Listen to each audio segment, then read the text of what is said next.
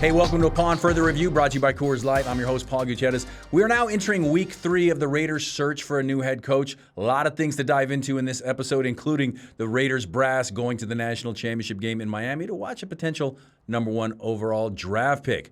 But before we get into the show, if you want to sign up for exclusive updates on the head coaching search by scanning the QR code, or you could also visit raiders.com/text.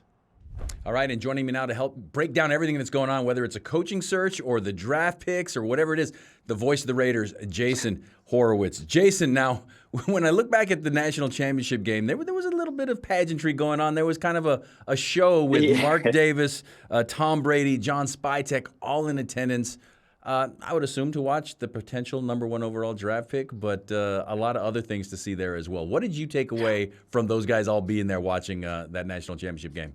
Well, I think at this point, when you own the number 1 pick, you also kind of have to have a show of support if, in fact, they are going to take Fernando Mendoza. Like, hey, we were there. It was like recruiting, right? Like, not that Fernando gets to pick per se. Although I guess he does have 1 year of eligibility left. He could have said, I'm good. I want the NIL dollars in a second run at the Heisman. He could have. No, I think you're almost trying to show a sense of support, and not that they're going to play their hand, and not that they're going to say right away, hey, we're going to take this, because the reality is the value of that number 1 pick with Fernando Mendoza seeming like the only quarterback that's worthy of anything in the top half of the first round makes that first overall pick even more valuable. So I think they're doing their due diligence, and Tom Brady and Mark Davis and John Spytek, and they're all trying to get in alignment. But the other part of that too, Paul, is that I think the Raiders having the number 1 pick, it's an organization that you've been a part of for so long, and I think almost all of the times you've been a part of it, it's been really on the downside and talked about in a negative way. But it's as bad as the season that you have to have the number 1 pick. You kind of get to have a reset and make it in this positive thing that everyone can be talking about it glamorously. And I almost think it's like that to show this, hey, we are this great shiny thing because look at this shiny thing that we're going to put out there if that's in fact who they draft. Yeah, what's interesting is I'm a little bit older than you, but maybe you recall this as well. I'll go back to when I was 18, the 1988 Cotton Bowl. And UCLA was playing Arkansas in Dallas. The Cowboys had the number 1 overall pick. And I just have these visions in my head of Tom Landry standing on the sideline with his fedora on, just gushing over the prospect of drafting Troy Aikman. Less than 2 months later, he was fired. The Saturday Night Massacre in Dallas. Jimmy Johnson comes in, takes him anyway. But it reminded me of that with Mark Davis standing on the other side of the end zone, watching Fernando Mendoza go through his warm-ups there as well. But before they can get to the draft and take that number 1 overall draft pick, Raiders have some other business to take care of as well. Head coach. Yeah. There's a vacancy there, obviously, and we're entering week 3 now of the search. A lot of different names have kind of popped up here, and we'll go over some of them right here that have been linked to the opening and have interviewed and just kind of been linked. Mike LaFleur, Chris Shula, Nate Sheelhaase, Joe Brady, Clay Kubiak, Mike McDaniel, no longer in the mix, so to speak, Jesse Minter, Hero Evero. These names are all over the place. There's offensive guys. There's defensive guys. We'll get into 4 guys specifically here in a minute. But just when you look at that pool, what is your knee-jerk reaction to what this process looks like to you? Well, my knee-jerk is that they're trying to cast a wide net, and they don't know what they want yet. And, I mean, they might have an idea. But I think, this is going to be my 5th year with the organization. And in my 4 years, we have had 3 different head coaches. We have had 6 or 7 different offensive play callers. We have had, including an interim GM in Champ Kelly, 4 different GMs. Yeah. That's a lot for 4 years, right? And obviously the names and the people who have come through this in the last 15, 20 years are even more than that. But just in the last 4 years alone, that's a lot of turnover, and that doesn't even include the turnover in the roster. So I think the obvious is they want to get it right. They have different voices making this decision this time, and I think that is the other part of it, why they're casting a wide net. My other knee-jerk reaction is either A, I'm old, or they're getting younger, because when Nate Sheelhaase, he went by Nathan, was at Illinois, I interviewed him once for a game we were doing on Westwood One, and he was the quarterback and all of that. So that feels like forever ago, but obviously he's climbed up the ranks and is someone that people think very highly of, as do, some of the other folks that we've heard names. Davis Webb is a name that you've heard, and he's not on that list there, but Clint Kubiak's obviously another name, and they're still playing this weekend and on the coaching staff of those teams. So my gut is they want to have someone that they're comfortable with. Everyone's going to jump to the fact that Jesse Minter was interviewed twice already. The fact that he's a Michigan guy, was with Jim Harbaugh, obviously the tie to Brady, obviously the tie to Spytech, all of those things.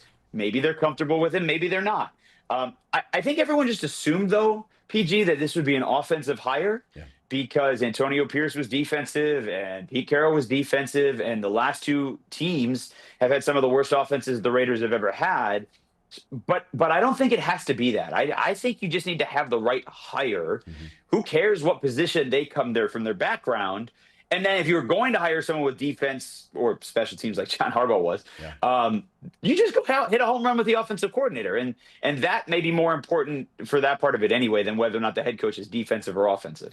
So then let's dive deeper into some of these names, 4 specific guys. You mentioned you already interviewed Nathan Sheelhaase when he was a quarterback back in the day. What about him do you think appeals? And whether he's a candidate for the head coaching job, a play caller, whatever it is, what about him appeals to you? As right now he's currently the Rams passing game coordinator, but at the same time he has not called plays at this level. No, he hasn't. So what about him do you think appeals to the Raiders for a head coaching spot? So a couple different parts of it. Sometimes you wonder if some of this just wears off on people. And the other part of it is you wonder if you're interviewing him because you think the ideas that he will have picked up from Sean McVay. And even before that, working with Brock Purdy, I don't think that we should poo-poo that. His Iowa State background as a coach, Brock Purdy was someone that was, very, very well established for a very long time in college, and obviously has gone on to really successful things as the last pick in the draft when he was taken by the Niners. So I don't think you should poo-poo that either. But the fact that you're working with Sean McVay and this whole new tree really that we see around the NFL where the offenses are working and all of these coaches that are successful from an offensive perspective all work together. And so maybe your mindset is, the same way that the Bill Walsh tree back in the day kind of had, the Mike Holmgren tree back in the day kind of had that filter down. You wonder if your idea here is being in those rooms, hearing those ideas, working with what could be a Hall of Fame quarterback in Matt Stafford, knowing those offensive thoughts that have worked so well. If you wonder if that's going to wear off either as a head coach or as an offensive play caller, and I would want to interview those guys. And that's something that Al Davis used to do when he would go through these. He'd interview as many people as possible just to kind of pick the brains to see what the mindset was out in the league to bring that back in the building. So from the Rams' perspective and Sheelhaase's perspective, he's not the play caller, but he's overseeing something that, again, was the number 1 overall offense in the NFL, the number 1 passing offense in the NFL. He's only in his second season on the Rams staff. Somebody else, though, that's real intriguing to me with even less experience here, Davis Webb. Davis Webb. Did you cover any Davis Webb games back in the day? I did not. Texas, it's funny because Texas Tech, we think Mahomes and Kingsbury, and they weren't good. They weren't, they were fine. They weren't good offensively, but they weren't good from a record perspective.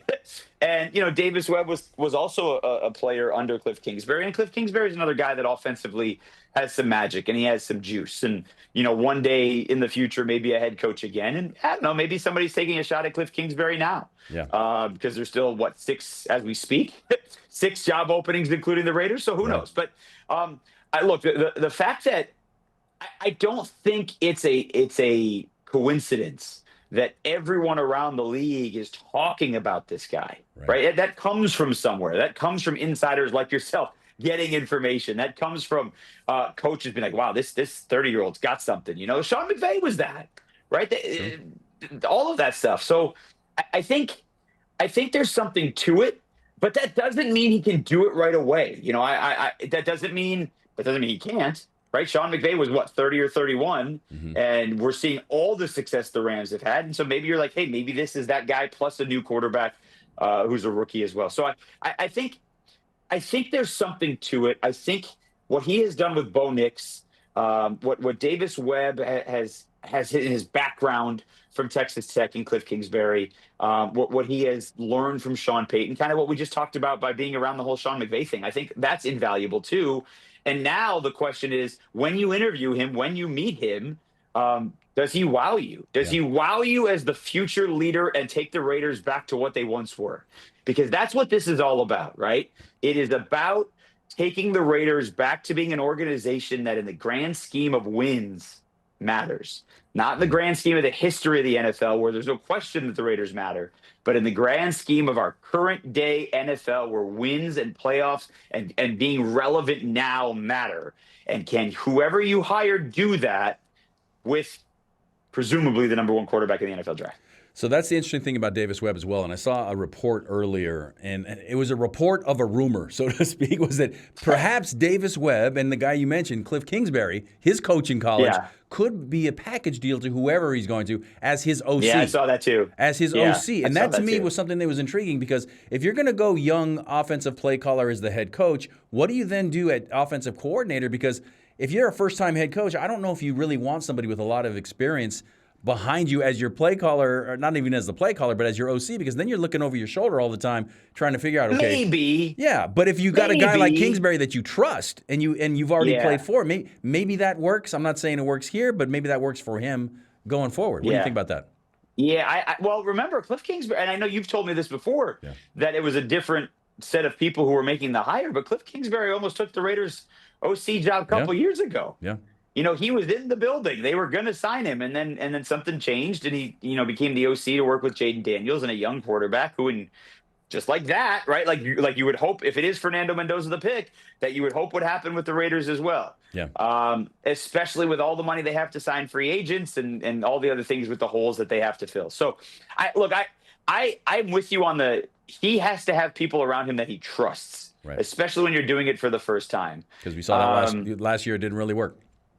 Yeah, they weren't in sync. The groups together weren't, and it was fractured right from week fill in the blank, right? Early in September, October, whatever it was. So look, there's no question Davis Webb is intriguing, right? But look, Bo Nix does not have top 5 quarterback at the moment skills, but he led the Broncos to top 5 results, and particularly when the game was on the line. All of that, right? And the creativity and the ability to change things up. And the other part to this is the Raiders have the parts to be creative. Like, absolutely. I would think if with a healthy Brock Bowers and Ashton Genty in year 2, and you're going to assume they're going to bring in another receiver or two, plus hopefully fix the offensive line. Michael Mayer. That you have the parts to be creative. Yeah. And that's what there hasn't been creativity, like zero. It has felt like there's been zero creativity the last couple of years, just to get people excited. You know what I always said. I'd love to throw a Hail Mary on play 1. That's exciting. Yeah, just see what happens. Set the tone. And that's the thing with Davis Webb as well, is his resume is in his 3rd season on the Broncos staff. And obviously we all know that it's Sean Payton's show, offensively especially, but he's overseeing some things there. And that's what makes him so intriguing to me, because at first it's like, really, he has no experience. But it's intriguing because I don't know that John Gruden had a lot of experience other than being an OC at 31 years old when he was first hired back in 1998. But I would also go. But I would also, any job can relate to this, right? I mean, Mark Zuckerberg created Facebook while he was in college, and the list of tech giants, however you feel about them, but goes on and on, right? But in any industry, there are people who are hired, and people took a chance on someone early and young, and there are a lot of those that succeed. I was once told by someone who's very famous in the industry, and he is one of the voices that everyone loves, that you want to let a lot of people take credit for your success, because the more they take credit for your success, the more people who think that highly of you. Yeah. And clearly Davis Webb is of that ilk. Yeah. Right. And so the age thing doesn't bother me. The fact that he hasn't done it doesn't bother me. And if it doesn't work, okay, you'll second guess it. But what if it does work? Yeah.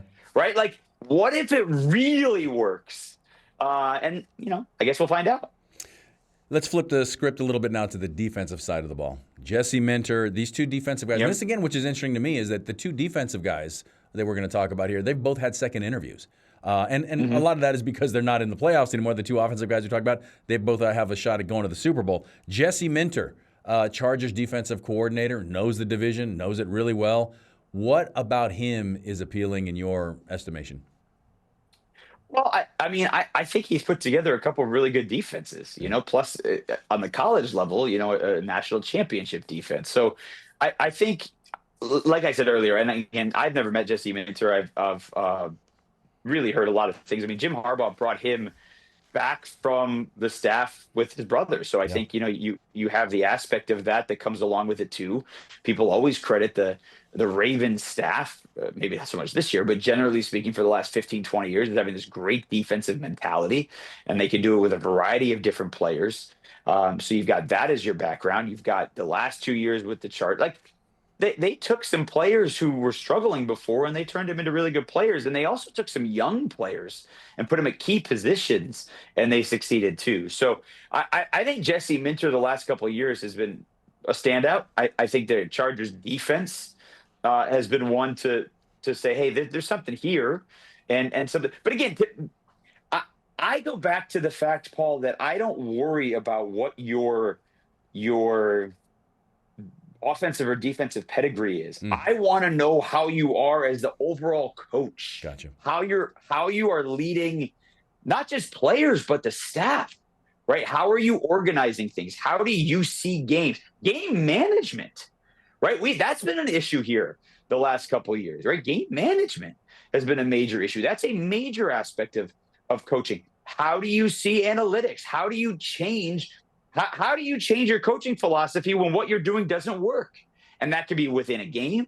That could be within a season. Though all of those things, right? And football coaches, I think we've always talked about in history, Paul, is kind of like the ultimate leaders of men with regards to teams. And I think you need to get that feeling that it's not BS, because players recognize BS. Yeah. And so we'll see. Yeah, and that's another point. I go back. You mentioned this earlier. I've covered this team for a while. And I remember when the Raiders hiring a defensive-minded head coach was odd, because it was like when Dennis Allen was hired in 2012. He had been the first defensive-minded head coach since John Madden.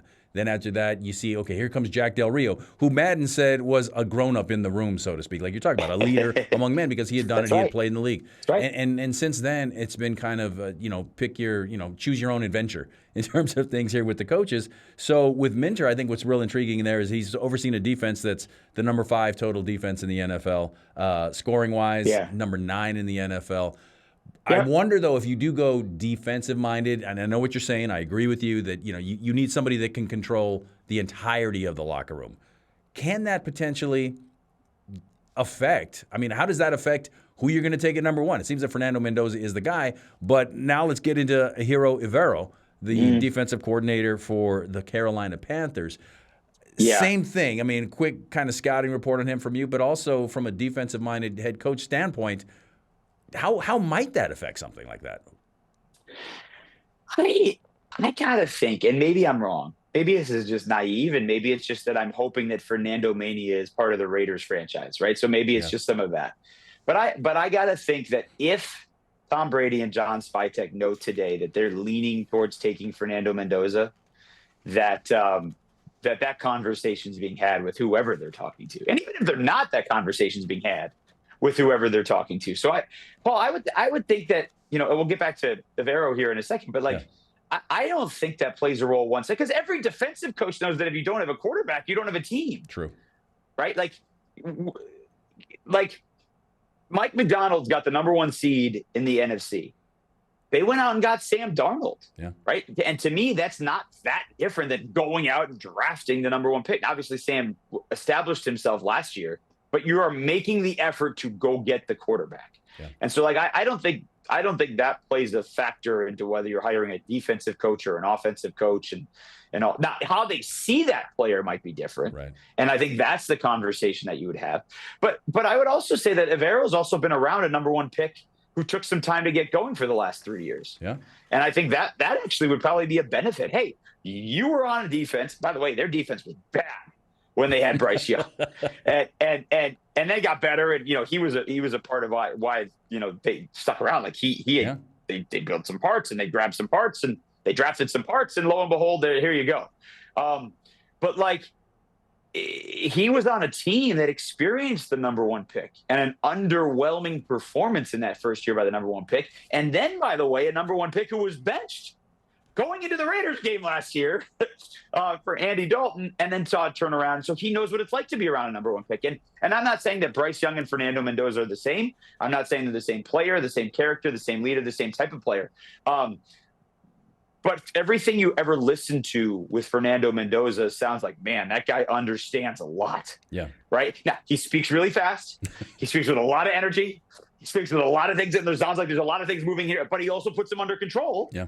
And clearly, when you're playing football, it's a straight line, and he knows what he's doing. And that's, that's a beautiful mind that man has, and a beautiful football mind. And I think having that conversation of you being around a number one pick in Bryce Young the last 3 years, how do you bring that to this organization? I like the way you put that. A beautiful mind, because there's so much going on. I mean, in football, the NFL especially, it's controlled chaos. Yeah. Right? I mean, there's all this craziness going on, this noise, and yet you got to stay focused. But he talks about that a lot. And, I don't know if just because, he's gotten so much attention in the last few weeks, but like, Fernando Mendoza, when you listen to any of his post-game interviews, when you listen to any of like when he says, "I'll run through a wall, die for my teammates," it literally sounds he's about to run through a wall. Yeah. Right. Any game he played, any game, and he sounds so happy and thankful and joyful. But he also constantly is talking about the puzzles and the pieces that have to fit together and how he sees it. And there are a lot of things that are flying at him fast, and he is regurgitating them in an interview fast. But on the field, it looks like it slows down for him, which is the most important part while you're playing. Yeah, and I think you put it perfectly with the puzzle pieces that are out there. That's exactly how this Raider hire has to go. And again, they all have to be on the same page. They have to be on the right page. And we won't know that for a year or two anyway. It's like a draft. You can't truly judge a draft class for 2 or 3 years anyway. So there's a lot of moving pieces, a lot of puzzle pieces that need to fit together for this coaching search. And like I said, we're in week 3. Other teams across the league. Go ahead. I also think what you just said is the most important, is as much of an important part as the person they hire, is that the voices have to be in line. Yeah. I say this, you follow this. They are in charge of the personnel, but we are in line with how we're doing it. They say this, we're doing this, because that clearly hasn't happened the last couple of years, and that needs to change. Yeah, and with that, the statement that Mark Davis put out, basically saying that John Spytek and Tom Brady are leading the search, that tells me that anybody that's interested in this job, look, the GM has the 51. They've got the 51% that Mark Davis once told me in terms of the final decision-making power here. So that's something to figure out as the Raiders go forward. Other teams that have figured it out, they were at one point 10 openings in the NFL, more than a quarter of the league. Now there's been 4. Robert Saleh's it's still being finalized, but John Harbaugh to the Giants, Kevin Stefanski to the Falcons, Jeff Hafley to the Dolphins, and like I just mentioned, Robert Saleh, still the ink has not been signed yet in Tennessee. Thoughts real briefly on those 4 faces in new places. John Harbaugh, it sounds like, I wonder, people are wondering the question of had he known the Bills job was going to be open, would he have changed? I'd like to think that the coaching fraternity might have an idea. Yeah.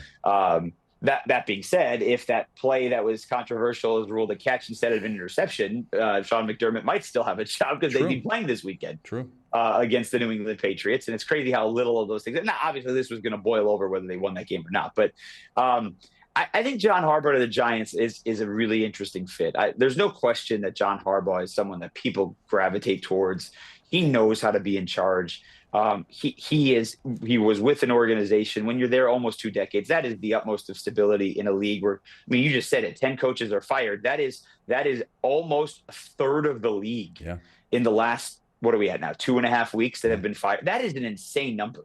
I think the average is 6.5 or 7, which is a quarter of the league anyway. But that's to be able to do 18 years in one place when that is what's happening is really impressive. Yeah. And he did it with different guys. He did it with Joe Flacco. He did it with Lamar Jackson. He did it without Derrick Henry. He did it with Derrick Henry. He did it, so all of that stuff. So I think all of that's really impressive. And he clearly must believe that Jackson Dart's the real deal, as most people around the league do. And they have pieces up front, right? They drafted Abdul Carter, who came on late in the season. A couple of years ago, Dexter Lawrence was a big deal. We'll see what happens with Kayvon Thibodeau coming back from the injury. But they have pieces. Now they're going to have to go find more pieces and all of that stuff. But I think John Harbaugh is someone that everyone universally thinks he's successful hire, whatever team he goes to. Yeah. Kevin Stefanski, clearly the Raiders thought something of him too, but he must believe in either Michael Penix or Kirk Cousins because he just came from a spot that didn't have a quarterback. Right. So I'm interested to hear that he went to another one that, at least for the moment, doesn't seem like they have a settled quarterback situation. But they've got Robinson and they've got London and they've got Pitts and they've got a really good offensive line. And as an offensive-minded coach, you can do things with that. And the defense for the Falcons went from being one of the worst in the NFL in sacks towards one of the top. And if he just came from a team that had Myles Garrett, so you can do something with that. Sure. So I think that makes sense. And then the other two we'll see. Robert Saleh, people talked about his Jets days being a mess, not to throw stones from a glass house over here, but everything that the Jets have is a mess. So I think getting the second opportunity is great. And I think he kind of got a raw deal there with the Jets. And so we'll see what happens. And we'll have the Titans back in Vegas this year. So actually, now that I think about it, we're going to have the Titans. Yep. We're going to have the Dolphins. How many of these teams are we going to see? We'll see the Browns. Yeah. Right. Yeah. Obviously, we'll who else are we seeing? So 3, 4, I think at a minimum 4 or 5 new coaches we'll see this year. Yeah, and because I know we go to New York at some point as well next season. But it's Jets though, not the Giants, right? True. Well, like you said, everything they do, as you said, from the cozy confines of New Jersey, as you said, is a mess. That's right. That's right. Hey, man, Jason, thank you so much for helping me break this down. I'm going to let you go. Like I said, not to throw glass houses, right? Yeah. What I was going to say was I'm going to let you get back to putting your iPod on shuffle, listening to some ABBA. I'm sure you got Fernando queued up. Then we've got some stuff to figure out here with the draft pick, free agency. But the coach is the number one thing to figure out right here. Jason, thanks for joining me. See you, PG. Head Coach Tracker on Raiders.com is your central hub for all news throughout the Raiders head coach search, including updates following each interview, as well as details on the candidates. Okay, that's going to do it for this week's edition of Upon Further Review. Thanks to our guest, Jason Horowitz, for reviewing all the recent news going on with the Raiders. To stay up to date on all things silver and black, visit the Raiders YouTube channel and Raiders.com for more content.